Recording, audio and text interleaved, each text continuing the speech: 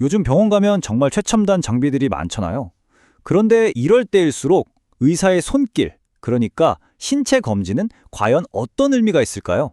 오늘 이 오래된 진단법에 숨겨진 놀라운 힘에 대해 한번 깊이 파헤쳐 보겠습니다. 이 말 한번 들어보세요.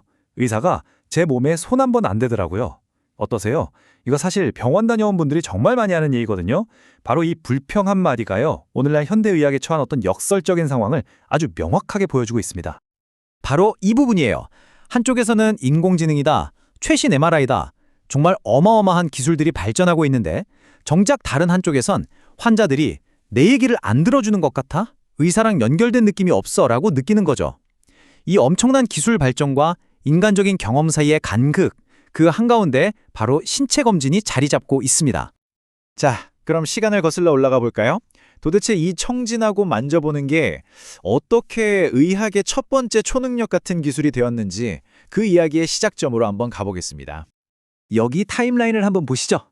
1761년 타진법부터 시작해서 청진기, 반사망치, 혈압계까지 18, 19세기에 걸쳐 이런 도구들이 하나씩 발명되면서 의사들은 드디어 살아있는 사람의 몸속을 처음으로 들여다볼 수 있는 그런 엄청난 능력을 갖게 된 겁니다. 이 타진법의 시작이 정말 재밌는데요. 놀랍게도 와인 창고에서 시작됐습니다. 1761년에 레오폴트 아우엔부르거라는 의사가 있었는데 여관 주인이었던 아버지가 와인통을 톡톡 두드려보면서 소리만으로 와인이 얼마나 찼는지 알아맞추던 걸 본 거예요. 거기서 딱 영감을 얻은 거죠. 그리고 그는 이 단순한 원리를 그대로 환자에게 적용했습니다. 환자의 가슴을 두드려 보면서 그 소리의 미세한 차이로 폐에 물이 찼는지 아니면 심장이 비정상적으로 커졌는지를 알아낸 거죠. 와, 이거야말로 그 시대의 초음파였다고 해도 과언이 아니겠죠? 그리고 시간이 흘러서 1800년대 후반이 되면요, 의사의 관찰은 거의 예술의 경지에 이르게 됩니다. 그 중심에 누가 있었냐면 바로 조셉 벨 교수라는 분이 있었어요.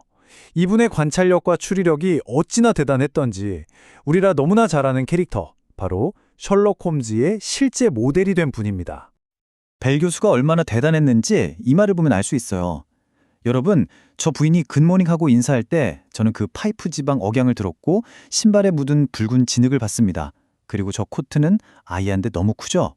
이게 무슨 뜻이냐면요, 환자가 들어와서 인사하는 그 짧은 순간에 억양만으로 출신지를 알아내고 신발의 흙을 보고 어디서 왔는지, 심지어 아이에게 맞지 않는 코트를 보고 다른 아이가 있다는 사실까지 다 추려낸 겁니다. 와, 이건 뭐 진찰을 하기도 전에 환자의 인생 전체를 꿰뚫어 본 거랑 마찬가지죠. 자, 그런데 말입니다. 이렇게나 중요했던 핵심 기술이 도대체 왜, 어떻게 하다가 오늘날의 의료 현장에서 점점 그 힘을 잃어가게 된 걸까요? 여기에는 몇 가지 복합적인 이유가 있어요. 우선 CT나 MRI, 피검사 같은 첨단 기술이 너무 발전하니까 의사들이 점점 기계에 의존하게 된 거죠. 그리고 또 의대 교육 자체가 실제 환자를 만져보고 진찰하는 능력보다는 객관식 시험 점수를 더 중요하게 여기는 방향으로 흘러갔고요. 마지막으로 의사들이 실제 환자를 마주하는 시간보다 컴퓨터 모니터 속의 데이터, 그러니까 가상 환자를 보면서 일하는 시간이 훨씬 더 길어진 것도 큰 원인입니다. 하지만 그렇다고 해서 신체 검진의 가치가 사라진 걸까요? 천만에요. 신체 검진은 여전히 절대로 다른 것으로 대체할 수 없습니다. 지금부터 그 이유, 아주 중요한 5가지를 하나씩 짚어보겠습니다. 신체 검진의 5가지 힘은 이렇습니다. 첫째, 그 자체가 최종 진단 기준이 되고요. 둘째, 더 현명한 검사를 가능하게 합니다. 셋째, 숨겨진 단서를 찾아내고, 넷째, 의료 오류를 방지합니다. 그리고 마지막으로 아주 중요한 인간적인 의식의 역할을 하죠. 첫 번째 이유부터 볼까요? 자, 여기 나오는 병들을 보세요. 파킨슨병이나 갑자기 얼굴 한쪽이 마비되는 벨마비, 아니면 피부 감염인 연조직염 같은 병들은요, 그 어떤 비싼 영상 장비나 피검사로도 이 병입니다 하고 확진할 수가 없어요. 오직 의사의 숙련된 눈과 손, 즉 신체 검진을 통해서만 진단이 가능합니다. 이럴 때 신체 검진은 그냥 보조수단이 아니라 진단의 골드 스탠다드, 즉 최종 기준이 되는 겁니다. 자, 그럼 이런 궁금증이 생길 수 있죠. 요즘 검사 종류가 정말 어마어마하게 많잖아요. 의사들은 이 중에서 어떻게 불필요하고 비싼 검사는 피하고 딱 필요한 검사만 콕 집어서 할 수 있는 걸까요? 네, 그 해답이 바로 신체 검진에 있습니다. 꼼꼼하게 이루어진 신체 검진은 마치 필터처럼 작동해요. 수많은 가능성을 걸러내서 범위를 확 좁혀주니까 정말 필요한 검사로 바로 갈 수 있게 안내해주는 거죠.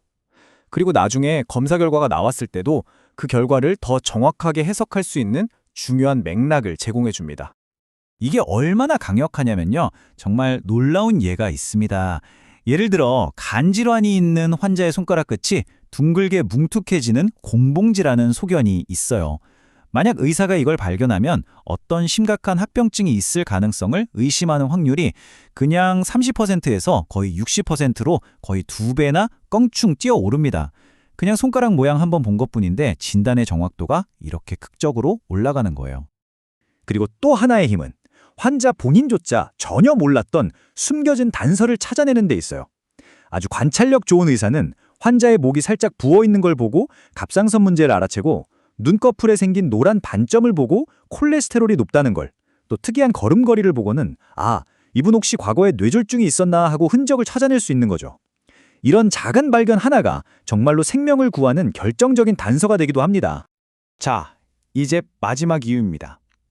어쩌면 오늘 이야기하는 것 중에 가장 중요하고 또 가장 깊은 의미를 담고 있는 부분일지도 모르겠네요. 신체 검진은요, 그냥 단순한 검사가 아니라 아주 중요한 인간적인 의식이라는 겁니다. 여기서 의식이라고 하니까 좀 거창하게 들릴 수도 있는데요. 이건 신뢰를 쌓는 상징적인 행위라는 뜻이에요. 환자가 아프다고 말하는 그곳을 의사가 직접 만져보고 들어보고 느껴주면서 당신이 아픈 걸 내가 확인하고 인정합니다 라는 메시지를 주는 거죠. 바로 이 과정을 통해서 딱딱한 진료실의 만남이 따뜻한 인간적인 연결로 바뀌는 겁니다. 핵심은 바로 여기에 있어요. CT 사진이나 피검사 결과는 환자를 그냥 이미지나 숫자로 보여주잖아요. 하지만 신체 검진은 다릅니다. 환자의 고통을 바로 환자 자신의 몸이라는 캔버스 위에 정확히 짚어주는 행위거든요. 당신의 아픔이 바로 여기군요 라고 확인해 줌으로써 그 사람의 경험을 인정하고 인간으로서 존중한다는 의미를 갖게 되는 거죠. 현대의학의 아버지라고 불리는 윌리엄 오슬러 경이 이런 말을 남겼습니다. 수많은 졸업장보다 환자를 다루는 능숙하고 섬세한 손길이 당신에 대한 신뢰를 더 쌓아줄 것이다. 정말 맞는 말이죠.